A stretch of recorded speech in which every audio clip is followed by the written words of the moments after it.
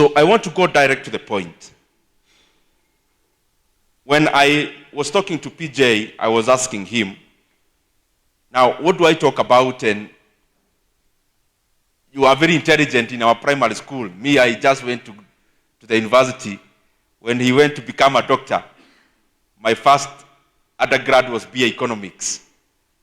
And he told me precisely that we talk about money.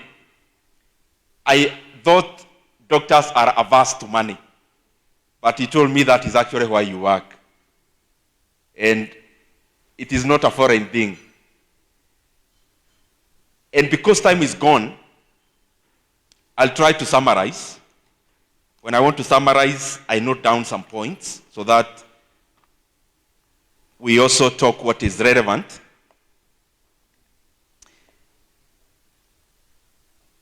And I'll be brief, direct to the point, and I hope I'll be talking to many of us. We are here as majorly employees of the county government. But I heard the statement that whatever you do in the county and whatever is done in the private sector is complementary. So in everything we do, we are still serving. And therefore, what I always look into filling the gaps, even myself, because many of us are in the same age set here, is whatever I am doing, am I maximizing my productivity? And I think the best way to measure productivity, or one of the ways, is also what you get out of your productive hours.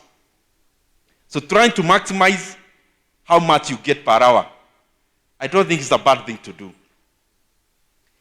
If I were in this sector, I don't know whether it's about where I come from or how I was born. I'll be looking at where I'll be making most of the money. But the world balance is somehow, there are those who may be looking for impact.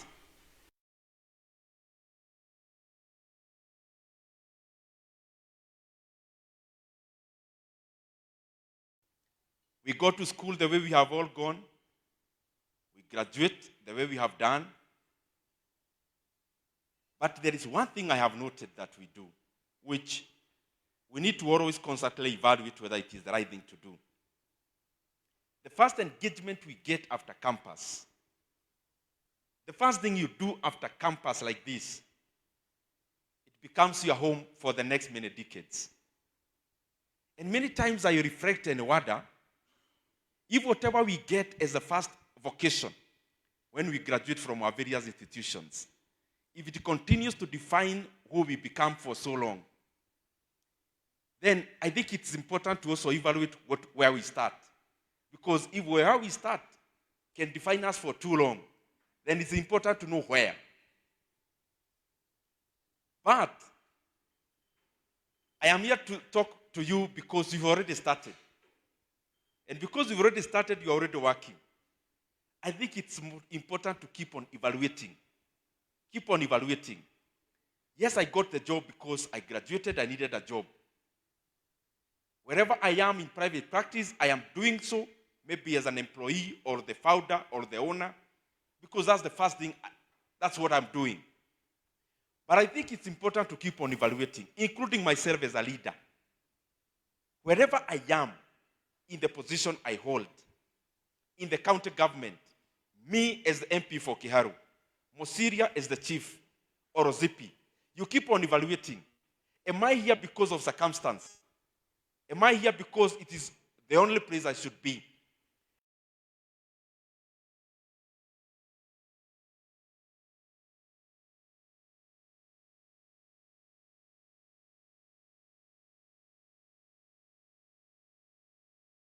From KU, I had done some math because I knew several things I wanted to do. One is to run away from poverty. And money is the one that fights poverty. Employing so many people, Safaricom and the rest. I knew, based on what I talked about, the first vocation, I knew if I first get a job at that particular time, obligations will start in a few years. And obligation domiciles us to what we do. The fear we have in this room today, even as I talk about evaluating what we do and whether we can step out, the biggest fear is, huyu jamaa anajua ndiye naanza familia. Does this guy knows that I have people I am paying school fees for?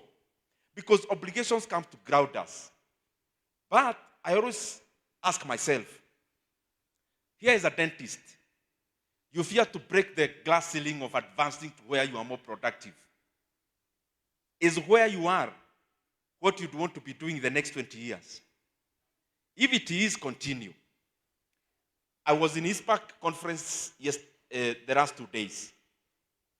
And the day before yesterday, we had a chat with some of the participants there in the evening. And what was coming forward is that many of us are trapped in an equilibrium. In an equilibrium where, okay, it's not hot, it's not cold, it's there. It's maintaining our bills, it's helping us pay bills. And therefore we are trapped there. Because we think the fear of getting out of the risks is too huge. Then, because we were discussing about investments, I was telling them, and I'm telling you passively, at our age here in this room, it's also based on the point I'm drive home. When I'm doing an investment, let's say you have money doing some investments.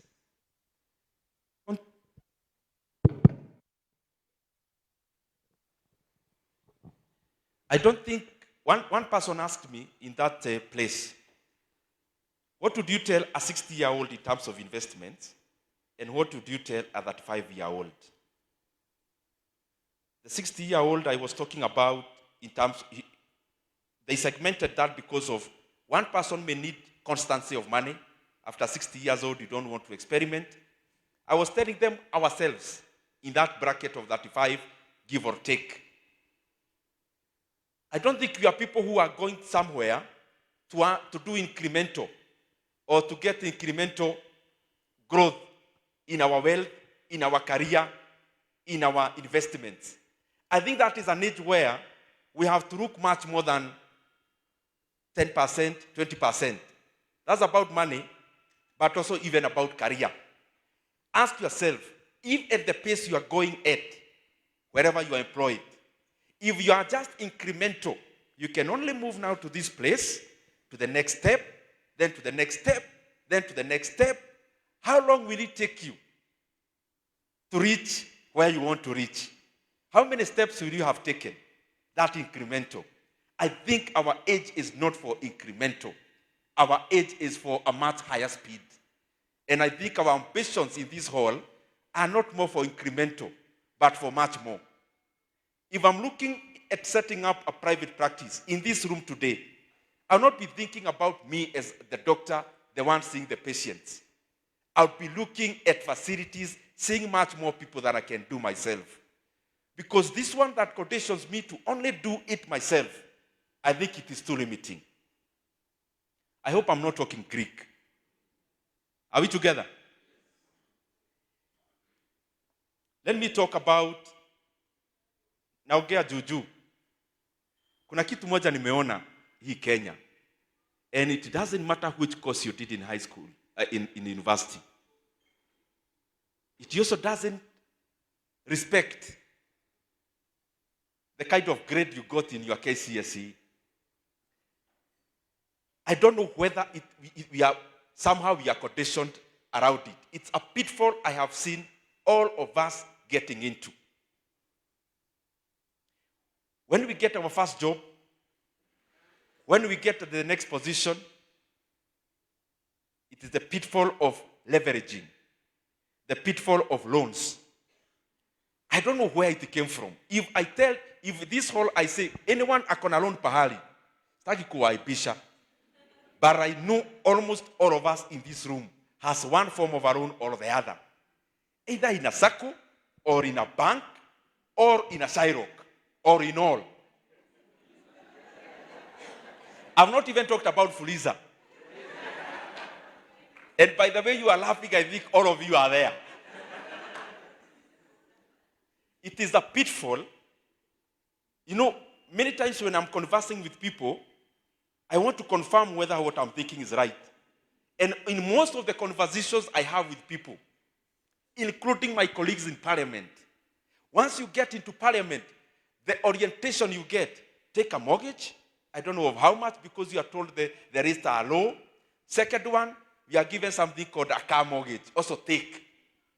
When you get your first job in the county, the first thing you want to do, take a loan to buy a Subaru.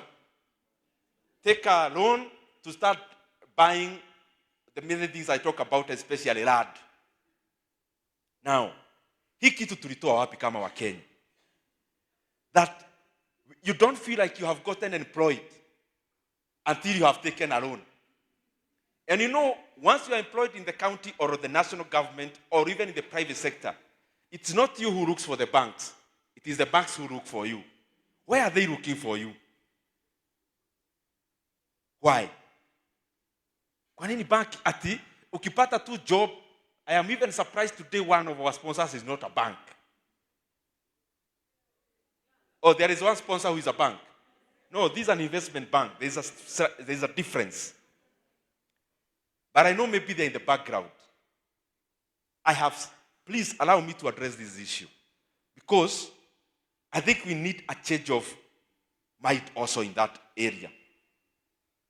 That every new entrant in the job sector in Kenya, your first 3 months, you are filling loan forms.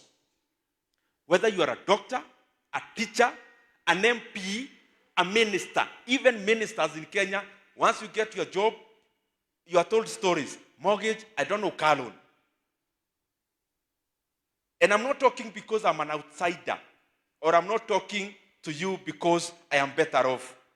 We come to this kind of a function to share ideas. And I can guarantee you, other than help, me, I've never taken a loan. Other than higher education loans board. And because we are sharing opinions, it's not that I know everything. We are just sharing. What are the kind of loans we take when we get employed?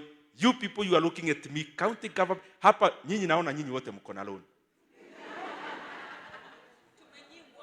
Mosiri ya kwanza, sasa kazi imeisha uko na loan.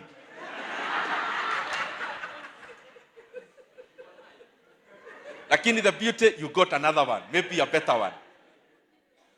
Why is it this thing that every Kenyan in every way, whether you work for Kenya, KAA, whether you work for parliament, whether you work for county government of Nairobi, whether you work anywhere, how comes you all have loans? And what are these kind of loans? The first loan we get is a car loan. Umepata job, watu watajuaje uko na kazi. So you fill up form, you get a car loan. Do we sit down? You know, many times when I'm having these kind of conversations, we go to school. Me, I went to Kiabugi Secondary. KU. Did my master's. All of you here, you are learned than myself. Doctors. Me, I'm not a doctor. I am a master. You are all doctors. That you can go to the University of Nairobi, study, become a dentist, a doctor. So you think about other people's oral health. You are very good at taking 5-6 years to think about other people's oral health. But we rarely take any moment to think about our finances. That the source of our information on finances is when we meet in a group like this. You are ladies, you have met for chama, that is your number one source of investment information. And then you don't filter. Whatever you get, waboisi alisema kulima nyanya ni kitu mzuri sana. Immediately you are doing it. So we meet, the first thing we do, take a loan for a car. But we never sit down to analyze. This loan I'm taking, loan of 2.5 million shillings to buy a car. Number one, how many times will I be using this car? Number two, I am already taking a loan, 2.5 million. Tufanye hesabu na nyinyi. So unajua unaona tu top line, ile umerelisiwa na bank, 2.5 million. Loan ya how much? Ya 5 years. At what percent? You are given kizungu, reducing balance, blah, blah, blah, at 18%. Can you do 18% of your 2.5 million in 5 years? The 2.5 million, the interest alone will be, the interest rates na zile tu charges unalipishwa hapo, sijui tunafanya search ya gari, tu vitu tu hapo. Ukiongeza the 2.5 million ile imelipwa mwenye gari, and you add the interest rate and the other charges, your car is no longer worth 2.5 million. You bought a car of 4 million shillings. What are the alternatives? Yes, I'm not saying you don't buy a car, but I'm just saying the same way you engaged your mind, you became a doctor in the University of Nairobi, you must start taking some time to think about what you are doing with your money. And there is no one around here to think for you on that. You have to also think. I'm repeating many times. Maybe you may think, Bona anaji repeat. Because I know we never sit down to analyze about the options on how we are spending our money. We spend our money based on one, pressure ya society. I'm a doctor, PJ. Nikienda Christmas pale kwetu Gaitheri, people need to see I'm driving. By the way, do you know most of the decisions of money we make is based on how people see us? So you go to Gaitheri. Hata ukifanya hiyo hesabu vizuri PJ, even if you needed to really satisfy that, isn't it even cheaper to hire a car over Christmas and then wait for a little bit, other than buy a car for 4 million, including the one that you are not seeing, called interest rate? Can't you be a little patient? If you must go over Easter and Christmas driving a car, isn't it even cheaper to hire around that time? Think about it. The next thing we take a loan for. I want to put up my own practice. I am a dentist. I need a dental chair. I need to pay lease. So I take a loan. Mbona mnacheka kama nawaongelesha directly? So I am a medical doctor. I need my own practice somewhere. Set up a clinic. I need machines. I don't know how much it is. Take a loan. It is important we start also thinking that the only source of money to do business is not purely to take a loan. That's not the only way to raise money, to start a business up, especially in the kind of practice you are in. There are many things around it. There could be somebody with capital and you have the brain. Maybe that combination may end up making you better off without necessarily giving you a risk of a loan. There could be somebody, and I'm not saying there could be, there are many people with money who could do exactly what you want to do using their money. Maybe what they'll be asking you to give is only a stake in whatever you want to start. What I'm here to tell you is that most of the times, banks are good in giving us an umbrella when it is raining. Only when there is sun. They give you an umbrella, jua ikiwa juu. Ukianza kunyesha, wanakuitisha. So you always have to think about, before you go to fill up those loans and forms, is that the only source of capital you can get to open your practice? The other one, which is very justifiable, to buy an apartment, to buy a home. Mimi naenda kuchukua loan, nimepata job county. Unajua tuna justify aje? Hata ndio nione kitu kama bunge. And I'm talking about experience. In parliament, people tell you, utaserve hapa miaka 5. Chukua mortgage ama hutakuwa na kitu ya kuonyeshana. Kuonyeshana meaning, nimepata job county. Take some loan. Build in Roiro, build in Pale Kikuyu, build in Gong, build wherever. Why? Do you know the certification you are given? Utaonyeshana nini miaka 10 ya kufanya kazi? You are a teacher. Immediately unajaza form ya TSC, umepata kazi hivi. Banka kwa hapo. Chukua loan. Ya nini? Kununua ploti. Why? Usipochukua loan, utatumia hii pesa yote, you'll have nothing to show after some time. You have gone to school for 4 years like me. I have gone to school for 4 years in KU. Took 4 years to think about economy. Me, I don't have an economy, so I'm thinking about an economy for everyone else. Can't you take some time to also think about your own things? Because most of the loans we take, including the one you took ya kununua ploti, was not a very wise decision maybe. Na ni vizuri unachukua calculator before you part with the money. And parting with money meaning kujaza hizo loans. You're already parting with your future money for a very long time, my friends. Before you do that, what would it cost you to sit down on a Saturday afternoon with a piece of paper and a calculator to think logically, critically, deeply? Forget about what Peter told you, your friend, and Catherine. Forget even the fact that mlikuwa mumeenda kuona hiyo ploti. Sasa buka chini na kalamu na karatasi. Then start thinking. You don't need to be a CPA. You also don't need to be a BCom. Think just with the information available. I'm talking about loan ya nyumba. Because that is the most justified. Justification. Hey, me, I can't pay rent forever. No. I buy a plot. I start building. I must have my own home. I'm not even disregarding having your own home. You've just gotten a job, my friend. You just got a job. It's important you take time to think before you engage your money for the next 20 years today. So, let's talk about 10 million. You want to buy an apartment of 10 million or to buy a plot of whatever amount, but let's talk about a home of 10 million.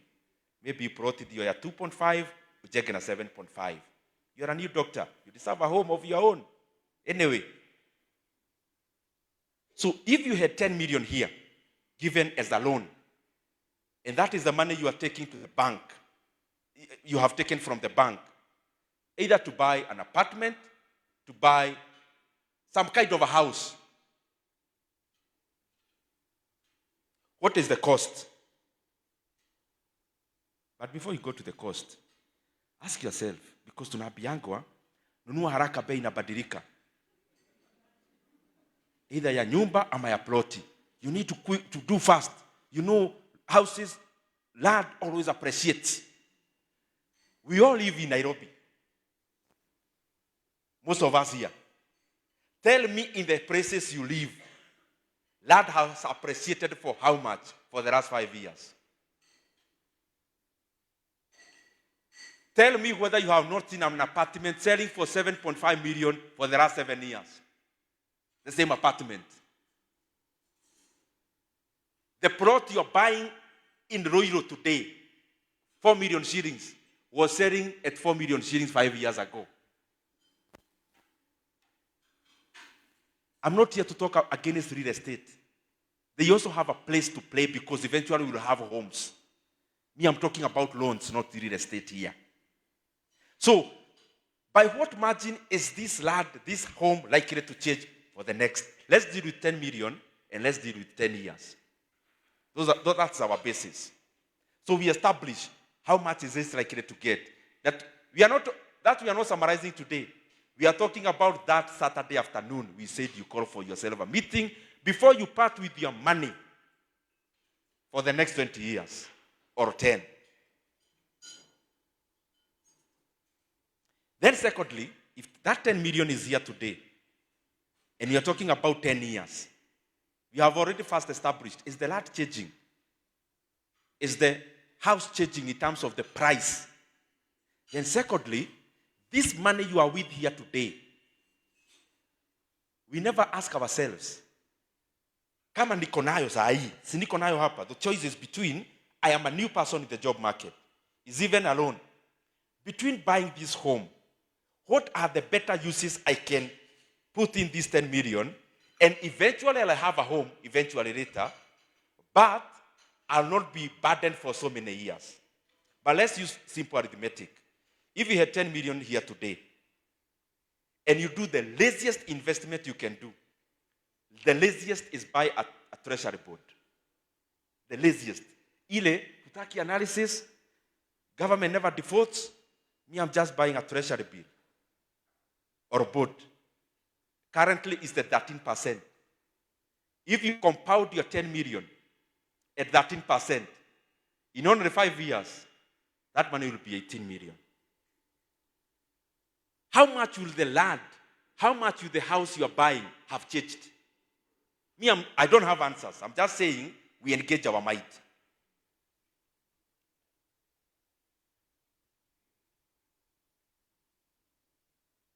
Hebu chukua kama 10 million sahi.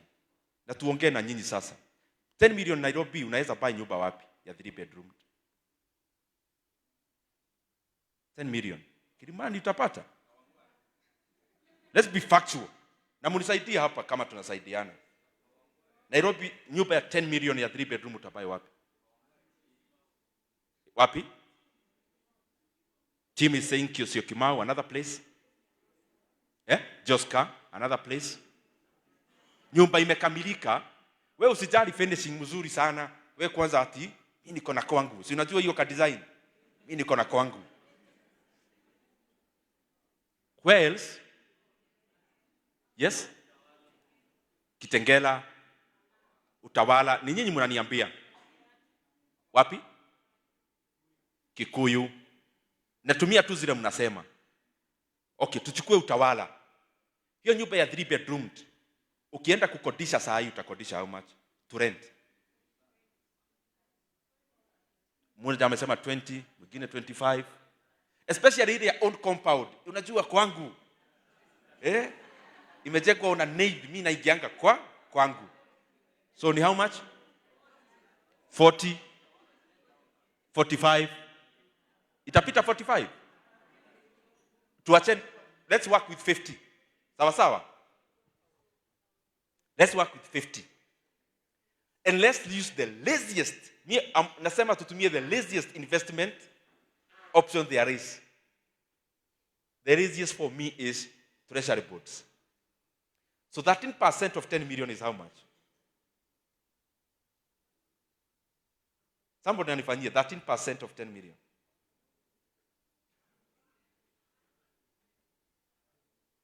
1.3 divided by 12.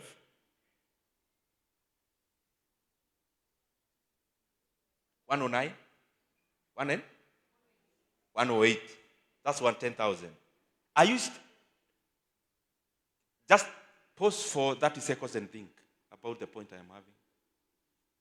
So tumesema rent ni how much? 50 max. First think about it. Rent ni how much? Haya. Na hii hesabu umedivide imekuja? 108. Kuna mtu amepata kitu hapo? Has anyone gotten what I'm trying to say? Have you gotten? What?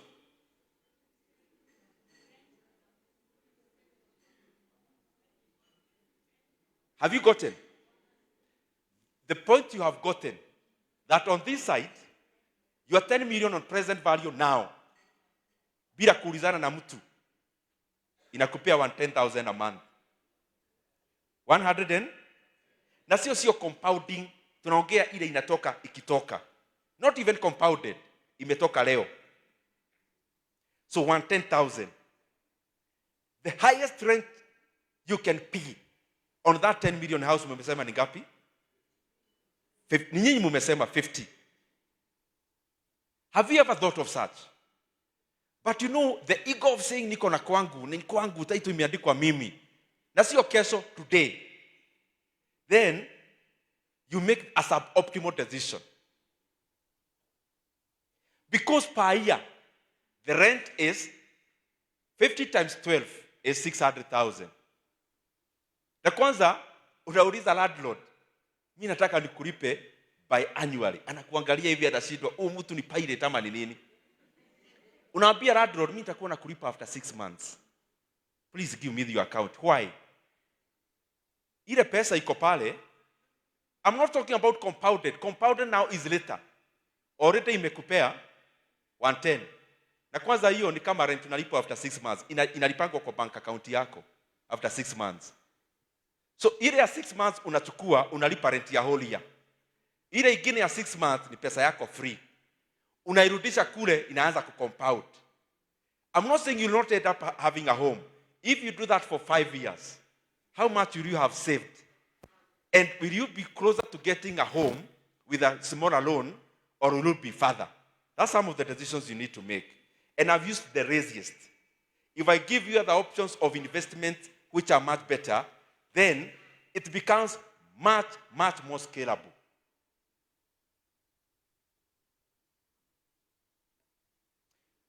The other loans we take,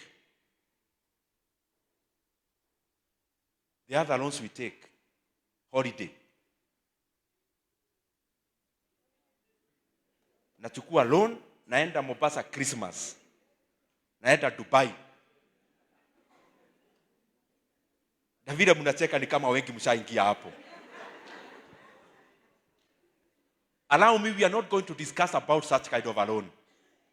Because I don't think there is anyone in this hall who is so stupid to do that. Lakini vile mnaniangalia haki. Na ile mnacheka hivi. Ati unachukua loan ya kwenda holiday. Hiyo destination kwani inaenda wapi? Mombasa inahama. The other one we take, Waweru washafanya hiyo ya kujenga nyumba Gishagi. Ya kujenga nyumba Shags. It's good we build for our parents. That one, there are some things that you can't measure with money. Build for your parents. But then, there are people in this world who have already taken a loan to build a home in the village. Not for their parents. For yourself. Because I'm a doctor anyway. Mimi ni mwanaume. How can I not have a good home? Kwanza ya ghorofa Gishagi. And you have taken a loan to pay for the next 15 years. Because you go there over Easter and over Christmas. Allow me not to discuss that because I'm here with dentists who went to the University of Nairobi for 5 years. And I don't think they can do that. But by the look of things, that has already happened. But all I'm trying to say to all of us, can't we think? I mean, if you've already built your parent a 4-bedroomed house, 4-bedroomed, you are young, the young family. Kenya is a liberal country. Forget about cultural manenos. You need one room. By the way, when we go for Christmas, we all have shags. Over Christmas is not the house that we go to see. It's the communion. Watoto, where to our nieces, our nephews, wanalala mezani kwa kwanza wanapenda hiyo sana. Kwa cushions. When I watch TV mpaka almost morning. But because you needed to be a real doctor, you've already committed to pay a loan for the next 20 years to build a mansion in your village. Not for your parents, for yourself. Me, I'm not here to say what is right or wrong. I'm just trying to say we need to think deeper. The same way we went to school to learn our careers and our vocations, before we part with our money. Can you imagine if we part with your money for the next 10 years and you can't take one afternoon to think critically? Let me talk about a few things as I finish. Let me now talk about investments. For me, I am not an expert in many things. Investment, for me, my domain is stock market. But there are very many other investment options there are. Some are fixed income. Fixed income means you can fix money in your bank account, you get a rate, you can buy treasury bonds, you can buy treasury bills, you can buy, there are many other instruments. I always say this, our age, majority of us in this hall, are not people to buy treasury bonds and bills. And this is the reason. No one went to medical school to do the course you did, to live a below average life. No one. But, do you know, a person with a net worth in Kenya of, let's say, 50 million. 50 million net worth. Net worth ni ile, ukiuza vitu zako na ulipe madeni, uko na 50 million. Utakuwa unaishi wapi? 50 million. Let's say your entire net worth is a house. You buy 50 million Nairobi iko wapi?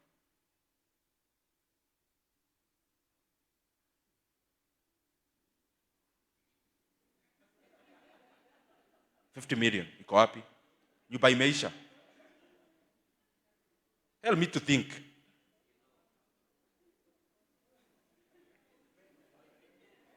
Where? Langata. Inatoshana aje? Or it's not even a quarter or an eighth. It's square feet. So my thinking is this. This is for you here.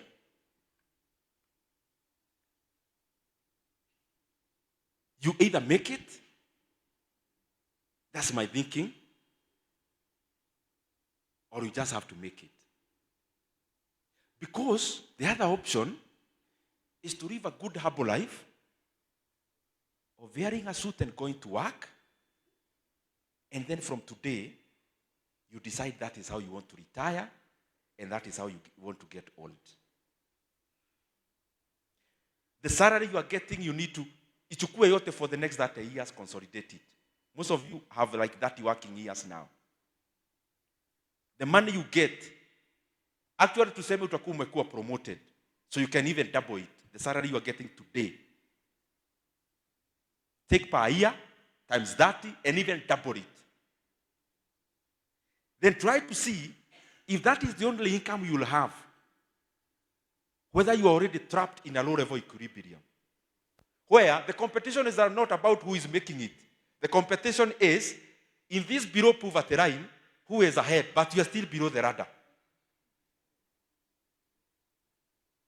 And I think even our economy, Kenya, to grow,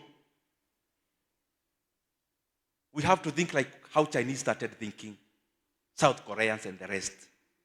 There is no way a young man and a young lady in this hall is looking for investment to give them 10% per year, and we want Kenyan economy to grow at 15% per year. And the economy is an amalgamation of all what we want to do. So you have to think beyond the ordinary. We must start now, stop thinking about the nice things, just getting a job. The worst you can do, buy a plot because land never loses value. That's what you are told. Number 3, the farthest you can do is to buy a treasury board because, government never defaults. Then that is normal. Those are normal things. Normal thing, buy a plot is normal. Treasury bill is normal. So you have already decided you'll be normal. So I have no qualm with you. Then continue with what you are doing. But we need some more energy, some more thinking. And this is the hierarchy I see as in terms of Kenya today. The hierarchy of investments. Those who have some little background in business. In Kenyan opportunities today for investments, my thinking, and I'm not telling you to do that Monday, I'm telling you to also think and make your own determination. If you give me a choice between buying a bank meaning, I'm not saying you buy the entire bank, a proportion of the bank, between a bank that is already selling in the Nairobi Securities Exchange and the one that is not selling. The one with listed shares The one that is not listed. The one that is listed is already very cheap in Kenya today. All listed companies in Kenya are so cheap. Majority. Sijui kama naongea giri kama tunasikana kiasi. Any investment you want to do today in Kenya, you are likely to get a huge discount by going to the auction. Stock markets are auctions. Because the economy of Kenya, the stock market in Kenya for many years has been bearish. Shares zikashuka. After kushuka, even last many months zimekuwa zikipanda, but they are still cheap. And the ones that give as options, I'm not telling you to go buy. I'm telling you to investigate further. Let me put here a bank called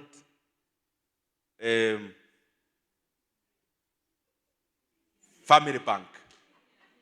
No, I know what you want me to say. And let me also put on this other side, Kenya Commercial Bank. Now, Family Bank representing an unlisted bank. Banks are measured in several ways. And I'm already talking to you about I'm already thinking you will take interest in buying shares.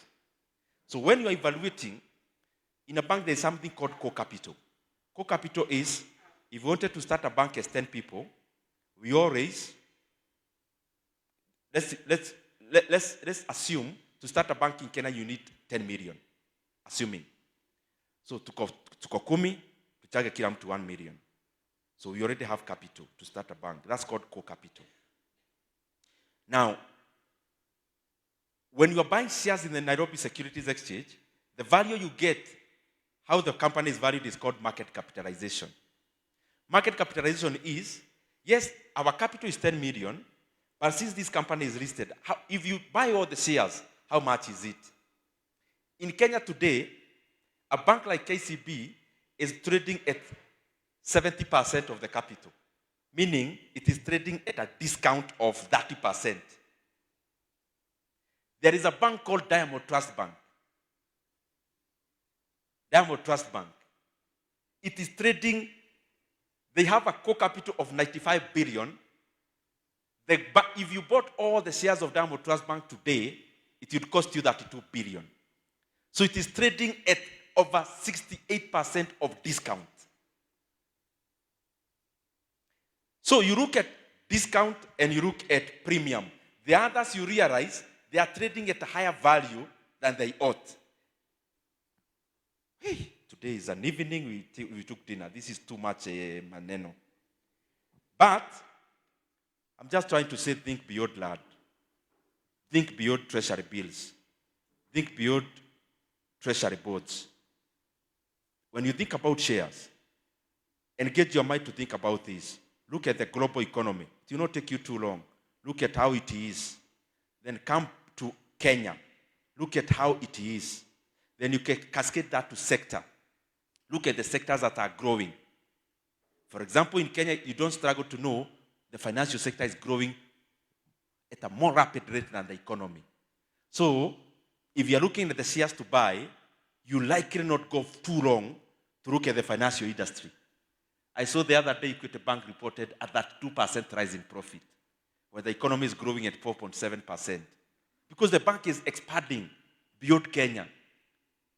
So they are bringing money they are making from DRC to benefit a local shareholder. That a guy in Tanzania is getting into Equity Bank branch, he's already putting money into you as a shareholder in Kenya. So you look at those kind of things. And I'm talking about people who went to school for 6 years to become doctors. You can afford a day to study the investments you want to do, so that at the basic, you see whether you have a high degree of being right or wrong. Look at KCB. I'm not recommending, I'm saying you go do. Look at the insurance industry. The beauty about our stock market is that it is segmented. There are shares in agricultural sector, zinaitwa agriculturals. Others in automotive. Banks are banks on their own. So go and study. There are gold mines. And I'm not talking to you theoretical, because I do it myself. There is an there is an example you have read on newspapers, which I am not giving it here for motivation. Last year, in August, Kenya Power shares were trading at 1 shilling and 70 cents. Last year in August 2024, when you were taking the 10 million loan to buy the apartment. So, 10 million shares would have bought you how many shares of Kenya Power last year, August? Fanyia hiyo some. It was 1.7 shillings. 1 shilling 70 cents. It would have bought you how many shares? 10 million shares divided by 1.7. How many? How many?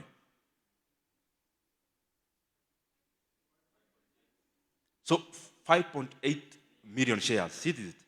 Now today it was 14 shillings. Do times 14.